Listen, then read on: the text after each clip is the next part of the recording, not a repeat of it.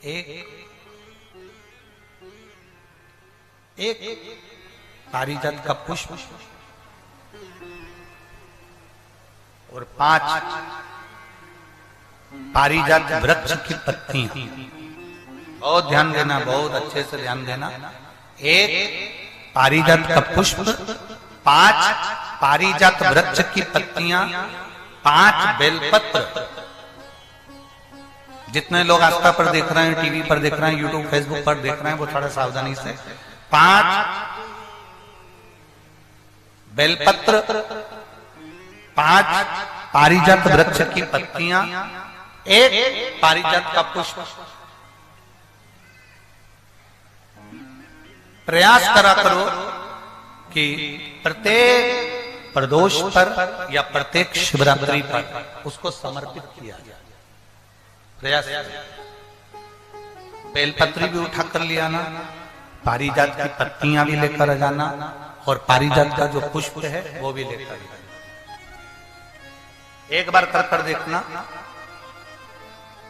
जितने लोग वॉकर लेकर चल रहे हैं, जितने लोग लाठी टेक कर चल रहे हैं, जिनकी कमर में प्रॉब्लम हो गई, जिनकी डिस्क की प्रॉब्लम हो गई, जिनके गुरिये खसक गए या घुटने में गैप आ गया या डॉक्टर ने कह दिया कि ऑपरेशन करना पड़ेगा, एक बार कर देखते।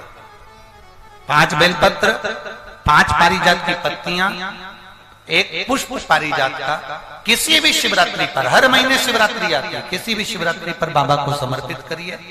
1 लोटा जल समर्पित कर दो और बाबा पतालेश्वर महादेव का नाम लेकर समर्पित कर उसको उठा ला।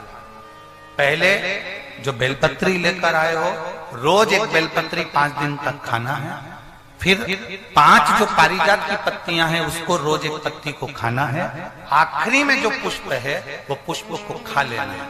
15 दिन के अंदर तुम्हारा घुटना और तुम्हारी कमर काम करना प्रारंभ करेगी और तुम उठकर चलो। पारिजात का पुष्प बड़ी बड़ी आनंदता देता है, बड़ी आनंद। एक पत्र है,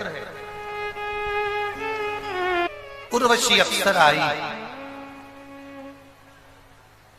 और वो उर्वशी अप्सरा क्या लेकर आई साथ में? जम के बोलो जरा जल्दी से।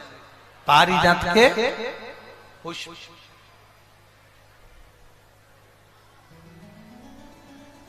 शंकर भगवान को चढ़ा हुआ 1 पारिजात का फूल उठाकर, अगर आप ऐसे ही नहीं खा सकते तो उसकी गोली बनाकर खाने का प्रयास करें। और एक और बात आज इस व्यासपीठ से कहना चाहेंगे, पारिजात का जो पुष्प होता है,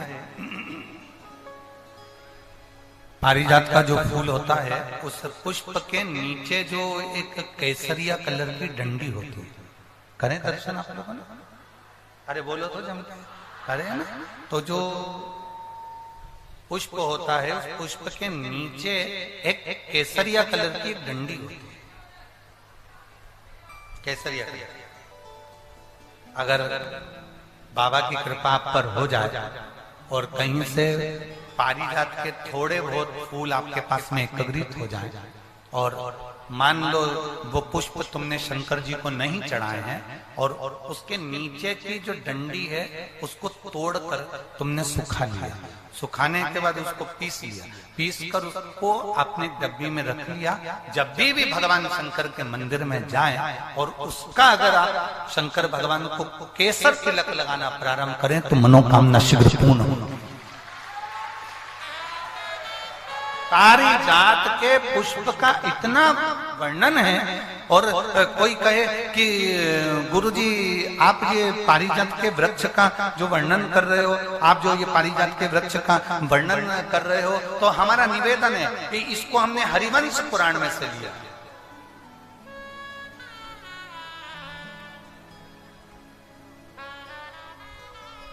कौन सी पुराण में से?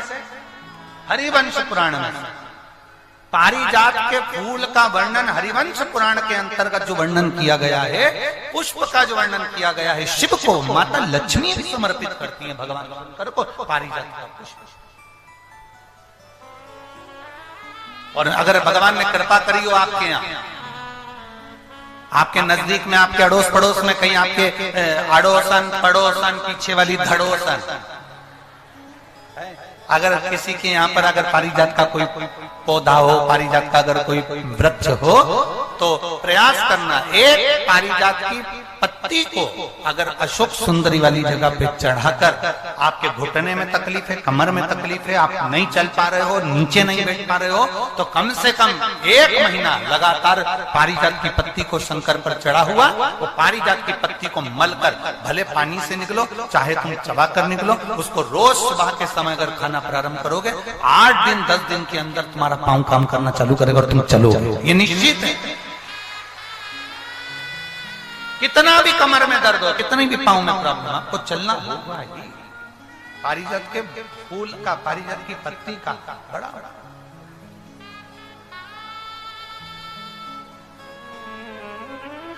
दो वृक्ष समुद्र मंथन के अंदर प्रकट हुए। कितने? मंथन में जो प्रकटे हैं उसमें से एक वृक्ष है पारिजात का वृक्ष, जो मंथन है, समुद्र मंथन में जो है। आप लोगों के आसपास में कहीं पारिजात का पौधा या वृक्ष किसी के आसपास में है? बहुत बहुत साधुवाद है। पारिजात का वृक्ष समुद्र मंथन में प्रकट हुआ था, और वो पारिजात के पौधे का, पारिजात के वृक्ष का और पारिजात के पुष्प का बड़ा बड़ा। पारिजात का फूल देखा है आप लोगों ने?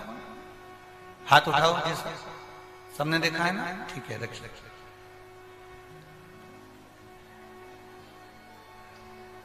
केवल एक ही फूल है पारिजात का, हार श्रृंगार का, जो पुष्प तोड़कर भगवान देवाधिदेव महादेव को नहीं चढ़ाया जाता। कौन सा फूल? जम के बोलो जरा। केवल एक पुष्प है पारिजात का जो तोड़कर, वृक्ष से तोड़कर, पौधे में से तोड़कर उस फूल को महादेव पर नहीं चढ़ाया जाता। पारिजात का फूल पेड़ से तोड़कर नहीं चढ़ता। केवल एक पुष्प ऐसा है पारिजात का, हार श्रृंगार का, वो फूल जब पृथ्वी पर गिरता है, जमीन पर गिरता है, फिर उसको उठाकर भगवान को चढ़ाया जाता है। वो पेड़ से तोड़कर नहीं चढ़ाया जाता। केवल एक पुष्प। जम के बोलो, कौन सा पुष्प है? और जम के बोलो। आपसे इसलिए जम के बुलवा रहे हैं कि पड़ोसन भी अच्छे से सुन ले। वो पुष्प एक ऐसा पुष्प है, अगर हम गेंदे का फूल तोड़ते हैं, अगर हम धतूरा तोड़ते हैं, हम कोई पत्ती तोड़ते हैं, तो वृक्ष से तोड़कर फिर चढ़ा। पर महादेव को केवल एक पुष्प ऐसा है, पारिजात का हार श्रृंगार का पुष्प केवल ऐसा है जिस पुष्प को तोड़कर नहीं चढ़ाया जाता। पृथ्वी पर गिर जाता है, जमीन पर गिरता है, और जमीन पे से उठाकर महादेव को समर्पित किया जाता है। वो पारिजात का पुष्प।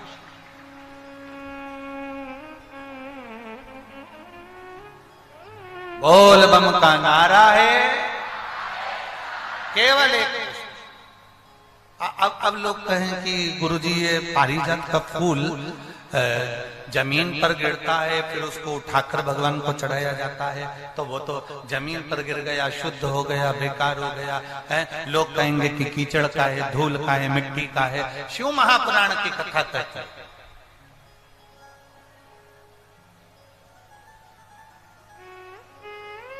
पारिजात के फूल को वृक्ष से तोड़कर महादेव को इसलिए नहीं चढ़ाते क्योंकि हम एक साधारण जमीन पर रहने वाले, कंकर मिट्टी में रहने वाले हम साधारण व्यक्ति हैं।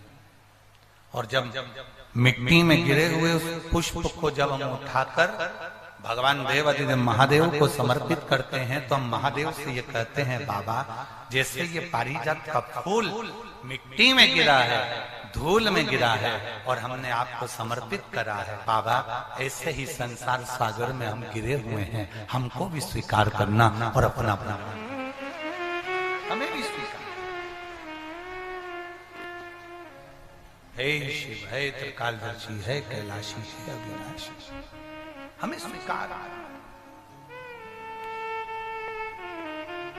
उर्वशी, अप्सरा, पारिजात के पुष्प को लेकर आ गया। कब खिलते हैं पारिजात के फूल? दिन में कि रात को? रात को। सुबह तक गिर जाते हैं।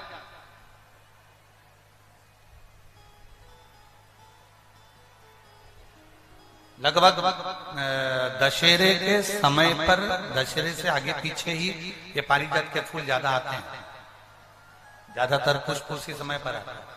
और जो समझदार व्यक्ति होते हैं ना, वो पारिजात के पुष्प को कई माताओं की आदत रहती है। अब यहाँ पर ऐसा है कि नहीं, परंतु हमारे यहाँ अगर पारिजात का पुष्प है ना, तो उसको ऐसे जमीन पे से उठाकर उसको भगवान शिव को चढ़ाने के लिए ऐसे कॉपी में उसको रखते जाते हैं। ऐसे ऐसे उसको रख लेते हैं बहुत सारे पुष्प। तो वो पुष्प जो है ना, वो सूख जाते हैं। सूखने के बाद में पारिजात का पुष्प जो शिवरात्रि करने वाले होते हैं, या प्रदोष का व्रत करने वाले होते हैं, या सोमवार के अष्टमी का व्रत करने वाले होते हैं, या सावन के महीने में पूजन करने वाले होते हैं। अब पूरे साल तो पारिजात के फूल आते नहीं है, वो आते हैं दशहरे के लगभग में 1-1.5 महीने का उनका क्रम रहता है फूलों का आने का। तो वो पूरे पुष्प ऐसे कॉपी में, एक पुस्तक में उसको रख लेते हैं। फिर जब भी पूजन करने का मौका मिलता है, एक पारिजात का फूल उठाकर महादेव को समर्पित कर देते हैं। कई लोग पारिजात का पुष्प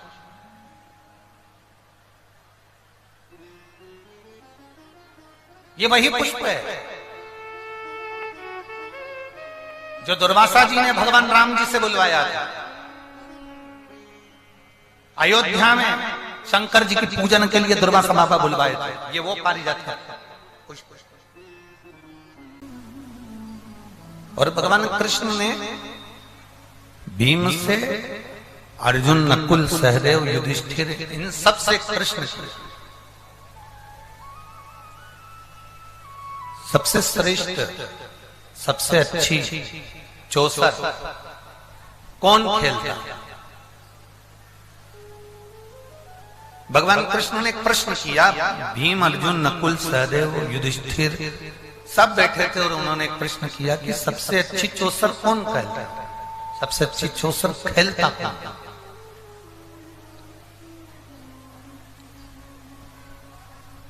अब भीम को लगा कि मुझसे अच्छी चौसर कौन खेल सकता है? मेरे बराबर की चौसर खेलेगा भी तो खेलेगा कौन? मेरे बराबर अच्छी चौसर कौन खेल सकता है? भीम, युधिष्ठिर, नकुल, अर्जुन सब बैठे थे और उन्होंने कह दिया कि सबसे अच्छी चौसर तो हम ही खेल रहे हैं।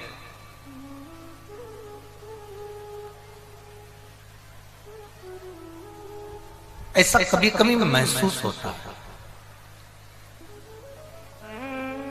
ऐसा कभी कभी हमारे हृदय में ऐसा भाव प्रकट होता है।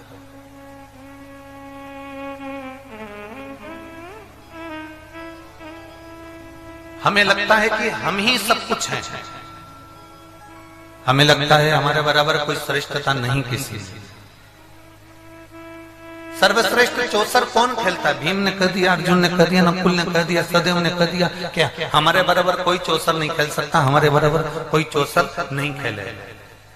हमारे बराबर किसी को भी चौसर इतना श्रेष्ठ खेल नहीं सकता। और भगवान कृष्ण के मुख से निकल गया, भगवान कृष्ण के मुख से शब्द निकल गया।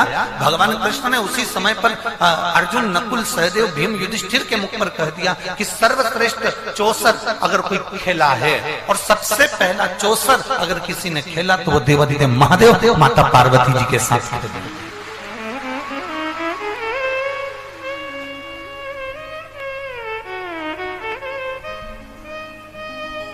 सर्वश्रेष्ठ चौसर अगर कोई खेला है तो केवल देवाधिदेव महादेव माता पार्वती जी के साथ खेला। श्रेष्ठ, सर्वश्रेष्ठ।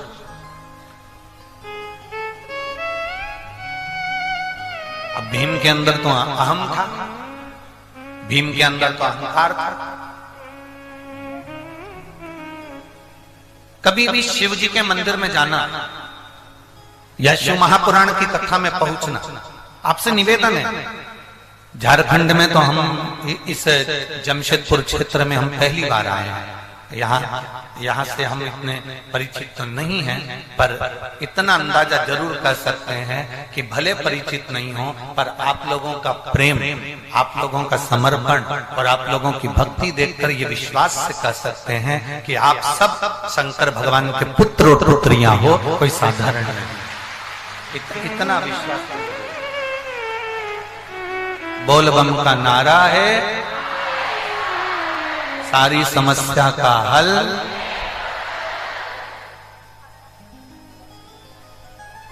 शिव जी को चढ़ाओ एक लोटा जल, संवर जाएगा हमारा कल। ये निश्चित है।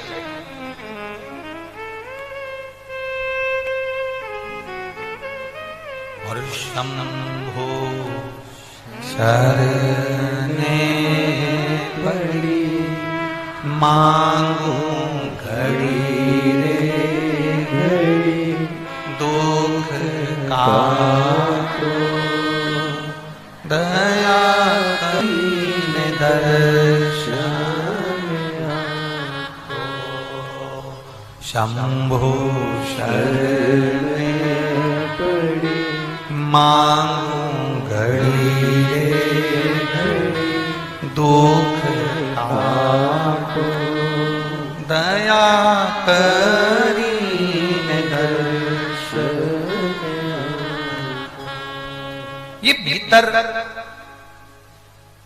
हम जब शिव के मंदिर में जाएं, हम जब शिव महापुराण की कथा में जाएं, हम जब भगवान के चरणों में जाएं, तो हमारे भीतर ये भाव प्रकट होना चाहिए कि हम सारी अभिमत्ता से, सारे लोभ से, सारी आसक्तियों से, सारी वासना से, सारी तृष्णा से हम छूट कर फिर परमात्मा के पास।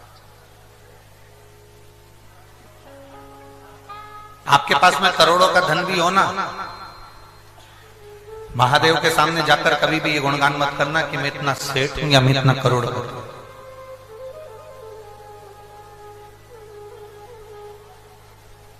गुणगान उसके सामने करना जो देने में पीछे हटता।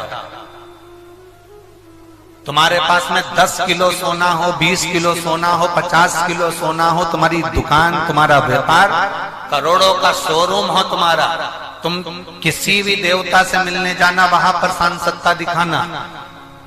तुम्हारी 50 फैक्ट्री चलती हो, तुम किसी दूसरे देवता से मिलने जाना, वहां सांसत्ता दिखाना, पर महादेव के सामने सांसत्ता मत दिखाना, क्योंकि वो एक चुटकी में अपनी सोने की लंका रावण को दे देता है, अपने हाथ का कंकन उतार कर भस्मासुर को दे देता है। एक चोर को, चोरी करने वाले को मात्र अपना कपड़ा जलाकर आरती करने पर वो चोर को भी कुबेर बना देता है। जो माता लक्ष्मी को भंडार भर देता है, जो भगवान नारायण को लक्ष्मी प्रदान कर देता है, वो कुबेर भंडारी